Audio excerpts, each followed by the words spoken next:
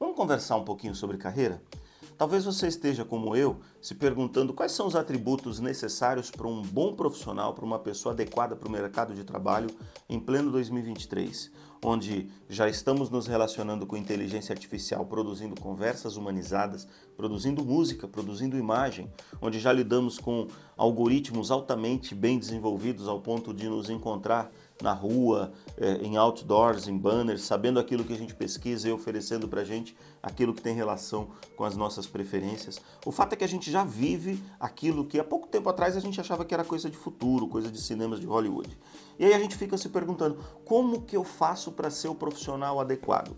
Vamos supor que você foi consultar na internet, deu ali um Google para descobrir quais são os atributos do profissional adequado para esse momento da humanidade.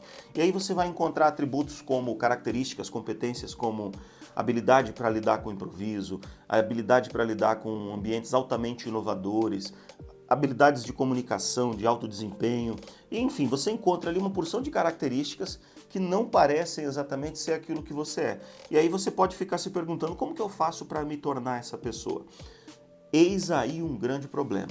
E quando a gente começa a falar de carreira, a gente começa a refletir mais profundamente sobre esse tipo de discussão, de debate, a gente começa a perceber que algumas propostas são muito enviesadas e são, na verdade, impraticáveis. Bom, você pode estar se perguntando por que o canal do Fredson está tratando sobre isso? Se é um canal especificamente de oratória? Na verdade, não é. Eu sou palestrante corporativo, eu trabalho com temas de cunho comportamental, sou formado em gestão de recursos humanos, tenho uma MBA em comunicação e marketing, estou me formando agora numa outra pós-graduação em neuroaprendizagem e tenho algumas outras especialidades que não vêm ao caso. Então eu tenho um conhecimento teórico e uma vivência prática no ramo de carreira, no ramo de processo seletivo, no ramo de gestão de recursos humanos e quero começar a conversar com vocês sobre esses assuntos aqui também. Então, o assunto hoje é carreira. E se você for, por exemplo, buscar qualquer um dos psicólogos mais sérios que construíram as teorias de personalidade, eles vão dizer pra gente que existem camadas humanas mais superficiais que são mais fáceis de serem mudadas. Eu tive uma professora, doutora em psicologia organizacional, que nos ensinava, ela criava a figura metafórica de uma cebola, com aproximadamente 5 camadas ali, para tratar das dimensões do ser humano. E na dimensão mais superficial, ela considerava a dimensão do conhecimento. Isso está na tese dela, inclusive. Ela é doutora pela USP. E a camada mais superficial, ela apresentava como a camada do conhecimento. É muito fácil a gente mudar os conhecimentos. Se eu, por exemplo, não sei realizar uma equação de segundo grau, dependendo do quanto eu me dedico ali para estudar, com alguma rapidez, alguma facilidade, eu vou conseguir desenvolver esse conhecimento em mim. Agora, uma segunda camada que vai além do conhecimento é a camada das habilidades. Uma coisa é eu saber como faz uma conta, outra coisa é eu ter habilidade para aplicar essa conta na vida prática. Então vocês podem perceber, quem é da área de treinamento, que a gente já está caminhando para o famoso chá do treinamento. É mais fácil mudar conhecimento, um pouco mais difícil mudar as habilidades. E o que vem logo depois das habilidades? Na própria desenvoltura da proposta da professora Silvia Gattai. Primeiro conhecimento, depois habilidade e, mais profundamente, numa outra camada, numa outra dimensão do ser humano, existem as atitudes. Então, uma coisa é eu desenvolver um conhecimento novo, outra coisa é eu saber aplicar esse conhecimento novo e uma terceira camada, que é um pouco mais difícil, mas também que é bastante viável, é eu aprender a colocar isso em prática, ou melhor, aprender não. É eu aplicar isso no meu cotidiano. Então, conhecimento eu transformo, habilidade eu desenvolvo e atitude eu realizo. E é preciso que a gente perceba que até aqui está tudo bem, até aqui é relativamente, com empenho, com esforço, é relativamente fácil de a gente conseguir realizar. Agora, qual que vem a ser a próxima camada, a próxima dimensão mais profunda do ser humano? São os traços de personalidade. E são justamente os traços de personalidade que vão dizer quais são as nossas características. Tem pessoas que lidam muito bem com a mudança. Em contrapartida, tem outras pessoas que se desenvolvem muito melhor e que têm um melhor desempenho em trabalhos de rotina. Por mais que a humanidade esteja se desenvolvendo ao passo de que a mudança seja uma regra praticamente, ainda existem trabalhos de rotina, ainda existem trabalhos que exigem uma certa tranquilidade, uma certa habilidade de repetir o mesmo serviço várias vezes sem errar. Eu, por exemplo, tenho muita facilidade em lidar com situações de mudança, com improviso, com situações que exigem pensamento rápido e pensamento lógico. Me põe, por exemplo, para apertar parafuso e o mesmo parafuso com o mesmo torque, com a mesma velocidade por 5 dias seguidos e você vai ter um péssimo profissional. Eu vou até me esforçar para realizar isso direitinho, mas não está nos meus traços de personalidade. Nos meus traços de personalidade estão características diferentes. E isso é muito mais difícil mudar. Dizem alguns que a mudança dos traços de personalidade depende de eventos muito drásticos na história do próprio indivíduo. Portanto, quando a gente olha para aqueles itens que você vai encontrar nas revistas especializadas em recursos humanos, que vão dizer quais são as características de um profissional para o terceiro milênio, muito provavelmente a gente vai se frustrar se a gente tentar fazer uma transformação que não é muitas vezes viável e, mais do que isso, nem é tão necessário assim. É mais adequado que a gente procure um local para a gente trabalhar, um ambiente, um tipo de atividade profissional que esteja de acordo com a nossa capacidade, com os nossos traços de personalidade. Mas eu falei que são 5 camadas. Então nós temos conhecimento, habilidade e atitude. Além disso, nós temos os traços de personalidade. E mais profundamente, nós temos os fatores motivacionais.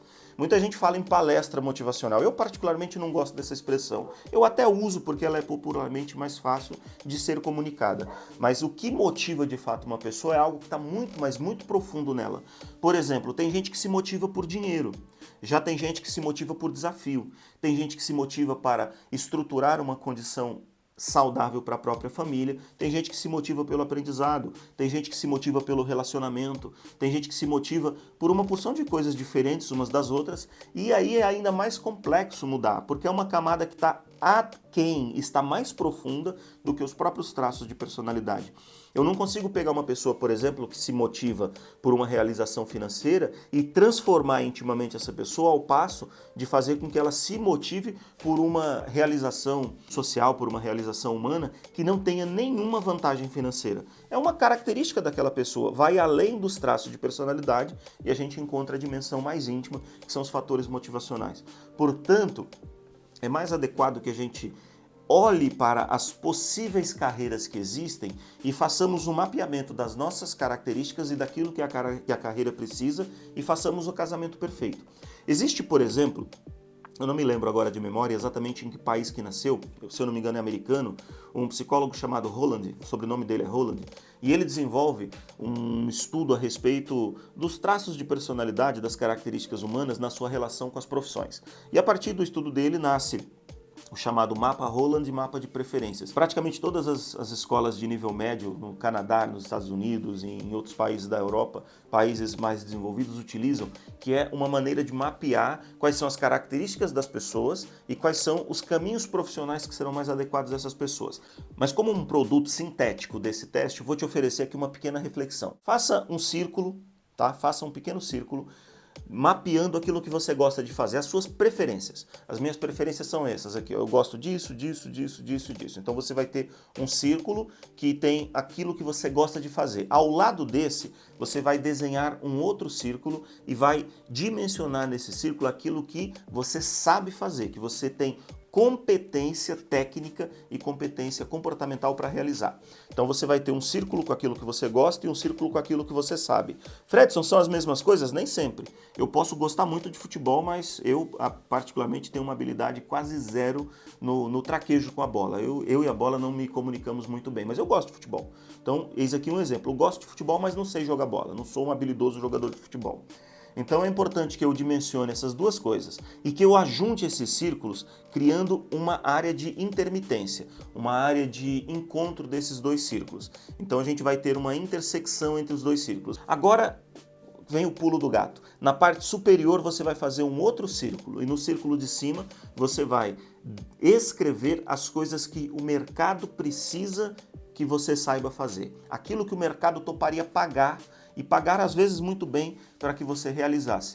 E o interessante é você encontrar essa interseção do meio. Você está vendo essa interseção do meio? Que é o ponto onde se encontra aquilo que você gosta com aquilo que você sabe, com aquilo que o mercado está disposto a pagar. Se você conseguir trabalhar profissionalmente nessa interseção do meio, você muito provavelmente vai ter uma carreira de sucesso, sem grandes estresses, sem grandes dificuldades para ser um profissional de sucesso e conseguir dar uma perpetuidade na sua carreira.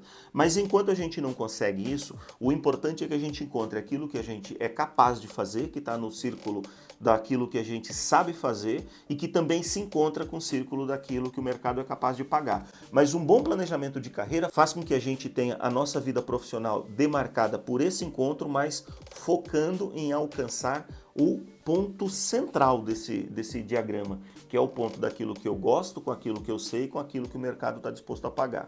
Essa é a carreira ideal. Mas nem sempre a gente consegue. E principalmente, dificilmente a gente vai conseguir isso no começo de carreira. Então busque encontrar aquilo que você sabe fazer e o que o mercado está disposto a pagar. E vá tentando se aproximar na medida em que a sua carreira evolui, em que seus cursos são realizados, vá tentando se aproximar, escolhendo o curso adequado, escolhendo os relacionamentos adequados, direcionando a sua carreira no sentido do meio do diagrama. E se você gostou desse vídeo, antes de tudo, desce aqui embaixo, deixe os seus comentários. Eu quero saber o que você achou, quero ouvir as suas sugestões, as suas críticas, o seu feedback de um modo geral. Isso é muito importante para os canais do YouTube e principalmente para mim que desejo realizar um conteúdo de muita sinergia para contribuir com a sua carreira. Obviamente que eu vou pedir também para você curtir, para você se inscrever no canal e compartilhar com o seu time, com a sua galera, com a sua equipe. Valeu!